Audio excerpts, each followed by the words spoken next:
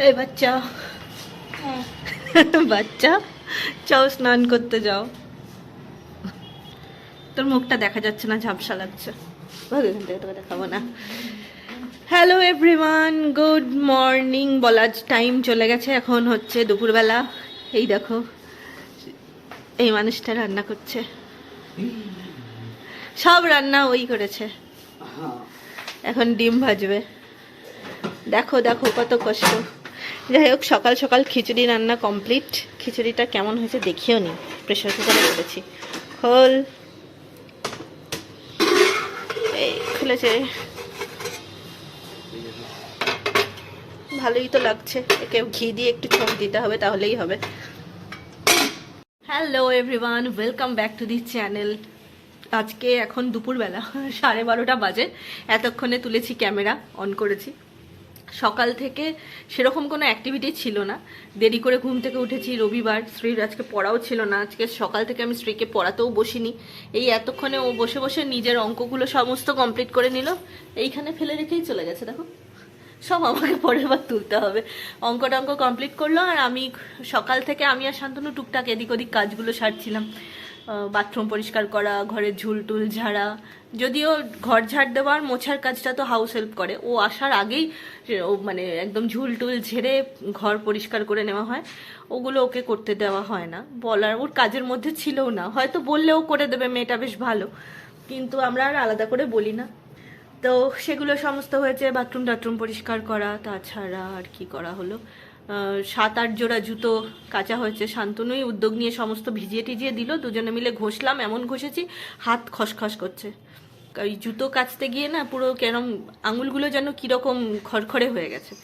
সেগুলো সব মেলে দেওয়া, 2 লটে কাপড় কাচা, সব কিছু করে টোরে রান্না করাটার ব্যাপারটা একটু হালকাই রেখেছিলাম। খিচুড়ি আর ডিম ভাজা আর পাঁপড় ভাজা হচ্ছে আজকে আমাদের লাঞ্চ। মুগ ডালের খিচুড়ি। এই শীতকালটা ছিল কি সুন্দর, কত খিচুড়ি খেতাম মাঝে মাঝেই।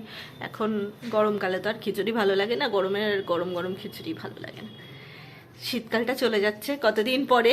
ফুল হাতা সোয়েটার বা ফুল হাতা নাইটি ছেড়ে নর্মাল নাইটি পরে ঘুরে বেড়াচ্ছি বাড়িতে। তার মানে আমাদের এখানে যদি এই অবস্থা হয়, কলকাতায় তার মানে ফ্যান চলছে আজকে নির্ঘাত। আমার মাসিও বলছিল, কদিন 2-3 দিন আগেই ফ্যান চালাতে হয়েছিল। এই করতে করতে সরস্বতী পুজো অবধি টানবে, তারপরে টাটা গুড বাই বলে দেবে এবছরকার মতো। পরের বছর আবার আসবে।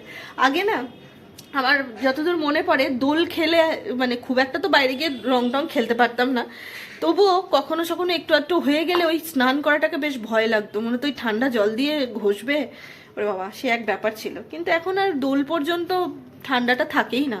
আমরা তো এই ফ্ল্যাটে আসার পর থেকে সবাই মিলে নিচে গিয়ে খুব করে দোল খেলি।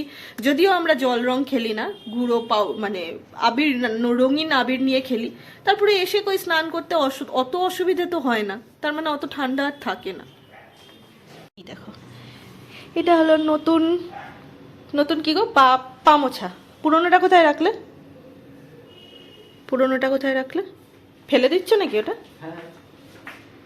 এটা ছিল পুরনো পা মোছাটা, এটা ফেলে দিয়ে কালকে এটা নেওয়া হয়েছে বিশাল থেকে। এটা বেশ ভালো পা মোছাটা।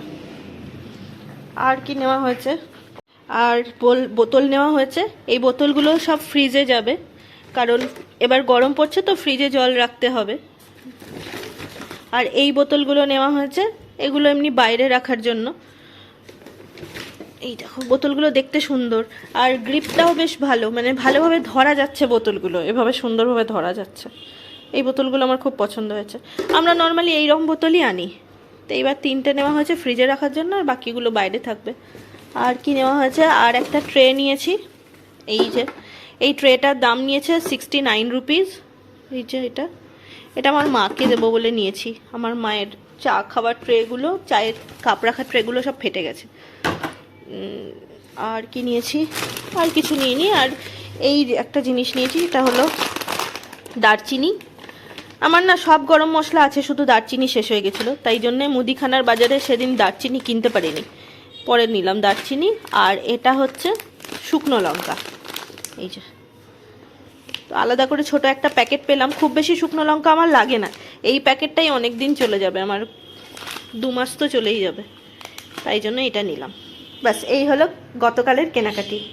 কি করছিস? দেখো দেখো দেখো, একটা বাচ্চা দুপুরবেলায় শোবে, বা এত বড় বাচ্চা, একটু বড় সাইজের বাচ্চা, কত কি নিয়ে শুয়েছে। ওইখানে একটা পুতুল, এখানে একটা পুতুল, মাঝখানে ও নিজে, আবার ওর মাকে চাই, ওর বাবাকে চাই। এর নাম হচ্ছে মোমো পান্ডা। সবাই জানে, মুখস্থ হয়ে গেছে সবাই।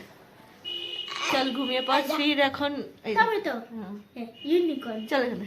কেমন রান্না করেছি আমি মোমোটা বলো?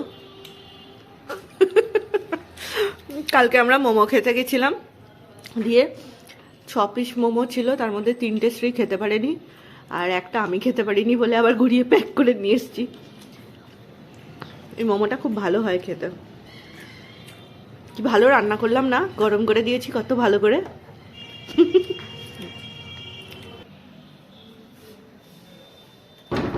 শান্তনু গেল এখন শ্রীকে আনতে। শ্রীর ক্লাস মোটামুটি 8টায় শেষ হবে, আঁকার ক্লাসে আছে ও এখন। আমি আজকে দিতেও যাইনি, প্রথমে ভেবেছিলাম একটু বেরোবো শান্তনুর সাথে, শ্রীকে দেব ওখানে, তারপরে একটু হেঁটে আসবো, কিন্তু হয়নি। শান্তনুর কিছু অফিসিয়াল কাজ পড়ে গেছে, ল্যাপটপে প্রচুর কাজকর্ম, ডাটা ফিল করতে হবে, তো সেই সব করছিল। শ্রীকে ঝট করে দিয়ে এসে ওই নিয়েই ও ব্যস্ত ছিল। আমিও বসে বসে এটা ওটা করছিলাম। এবার ভাবছি রান্না করব। একটা মজার জিনিস দেখাই, দেখো আমার মা আমাকে কড়াই গিফট করেছে। কি বিশাল না কড়াইটা! আমি অনেকদিন থেকেই বলছিলাম একটা বড় কড়াই দরকার, কারণ যখনই মাংস হয় মোটামুটি নর্মালি 1 কেজি মাংস, তার সঙ্গে আলু টালু দিয়ে পরিমাণটা অনেকটা বেড়ে যায় আমার রান্নার। এবার আমার যে সবচেয়ে বড় কড়াইটা, সেটা এটার থেকে 1 সাইজ কি 2 সাইজ ছোট। সেটাই আগে আগে ভাবতাম আমি অনেক বড় কড়াই, কিন্তু এখন ওটাতে আমার ছোট পড়ছে। এবার একটা বড় কড়াই দরকার ছিল, মা আমাকে এই কড়াইটা গিফট করেছে। বাড়িতে আসে না সেল করতে, তো তারা সেখানে এসেছিল, মা আমার জন্য কিনে পাঠিয়েছে। তো ভাবছি এই কড়াইটাতে আমি এখন করব আলুর দম। আলুর দম মানে in the sense shortcut process. আগের দিন করেছিলাম খাসির মাংস, এই দেখো তার ঝোল থেকে গেছে, ঝোল আছে, এর মধ্যে আছে কিছু ওই যে কি বলে ওটাকে, চর্বি। তো ঝোল আর চর্বিটা আমি ফেলে দিইনি। এবার কি করব, আলু ভাজবো, ভেজে টেজে এইটা দিয়ে মানে ভালো করে কষিয়ে নেবো। মশলা টশলা দেওয়ারও ব্যাপার নেই, একদম গাঢ় গ্রেভি আলা কি বলে ওটাকে, আলুর দম করব। আর রুটি আছে, মিষ্টি। আমি মিষ্টি খাবো না, আমি খাবো গুড়, খেজুরের গুড়। তো আমার ডিনার হচ্ছে আলুর দম, খেজুরের গুড়। আর শ্রীদের হচ্ছে একটা করে রসগোল্লা আর আলুর দম আর মিষ্টি রুটি। এই হলো রান্না বান্নার ব্যাপার স্যাপার। আর শ্রীকে অনেকদিন ধরে ওর বাবা বলছিল, শ্রী বলছিল যে পকোড়া খাবে। তো ওর বাবা বললো ঠিক আছে, ক্লাস থেকে আসার সময় পকোড়া নিয়ে আসবো, তাহলে ও খেতে, ওর ভালো লাগবে খেতে। এই দেখো এটা 8 নম্বর কড়াই, এটাকে তুলতে হবে, তার আগে মাজতে হবে। ঝোলটা একটু বার করে রাখলাম, নর্মাল টেম্পারেচারে আসুক, আর ততক্ষণ ঝট করে আমি কড়াইটা মেজে ফেলি। এটা কেমন দাগ হয়ে গেছে, ওঠানো যাচ্ছে না। একটা জিনিস করা যায়, একটুখানি গরম করে নিই, তারপরে ঘষলে ঝট করে উঠে যাবে।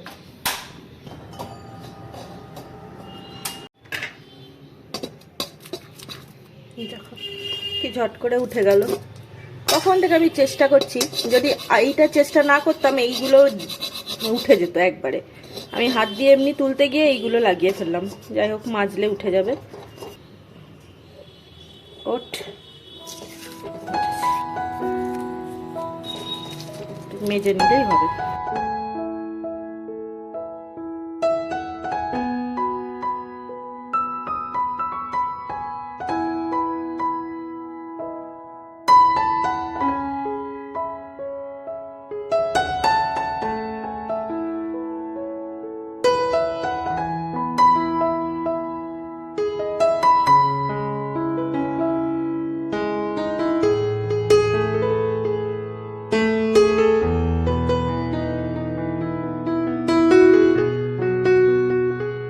আলু ভাজা প্রায় কমপ্লিট, বেশি তো ভাজছি না আলুটা,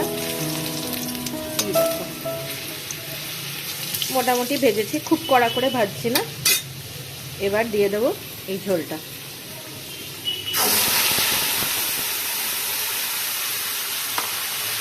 এখন নুন টুন কিছু আর দেবো না, এটা এখন ফুটুক। ফুটে যখন দেখবো একদম কমে গেছে, তখন চেক করব নুনটা। নুন একটু দিতে হবে, কারণ মাংসতে যে নুন ছিল সেটা স্বাভাবিক নুন ছিল, আর এখন তো আলু দিয়েছি নতুন করে, আলু কিছুটা নুন টেনে নেবে, তারপরে একদম শেষে দেব নুন। একদম দিয়ে দিলাম ঢাকা। এই কড়াইটার মধ্যেই ঢাকাটা কত ছোট মনে হচ্ছে, তার মানে আগের কড়াইটার থেকে এই কড়াইটা অনেকটাই বড়। আগের কড়াইটার এইখানটায় আসতো ঢাকনাটা, এই জায়গাটায়, আর এইটা একদম ভেতর পর্যন্ত চলে যাচ্ছে। বাহ, তোকে দেখে মনে হচ্ছে একেবারে ডিসেম্বর জানুয়ারির ঠান্ডা। ওরে বাবা, ওরে বাবা, নাচ দেখো। এটা কার জন্য এসছে? হ্যাঁ, পকোড়া দেখে কি খুশি একটা বাচ্চা, এস্কিমো থাকার। যাও যাও, ছাড়ো। আজকে কি আঁকলে? আজকে খরগোশ। খরগোশ এঁকেছি, যেটা ইঁদুরের মতো দেখতে। খরগোশটা ইঁদুরের মতো দেখতে?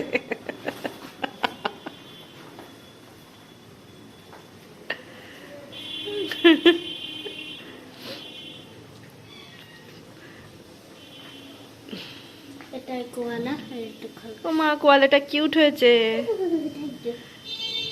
এই খরগোশটা ভালো হয়েছে, এই খরগোশটা একটু ইঁদুর হয়েছে, একটু ইঁদুরের মতো দেখতে হয়েছে, কিন্তু ভালো হয়েছে। দাঁড়াও একটা ছবি তুলি এরকম করে।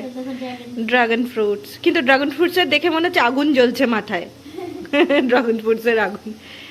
দেখা একটা ছবি তুলবো কোয়ালার সঙ্গে পান্ডার ছবি, দুটোই থাকুক। এই এই এই এই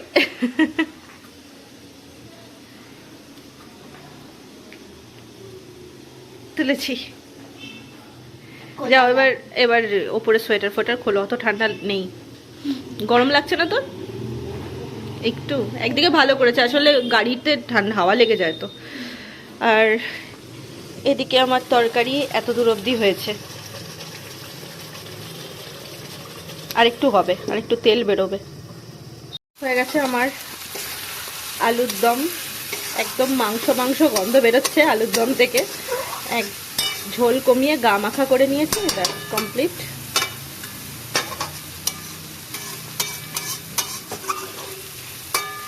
আর মাকে আবার ফোন করে খবর দিয়ে দিলাম যে তোমার দেওয়া নতুন কড়াই আমি রান্না করে ফেলেছি। এবার ঢাকা দিয়ে দাও, বাস রান্না কমপ্লিট।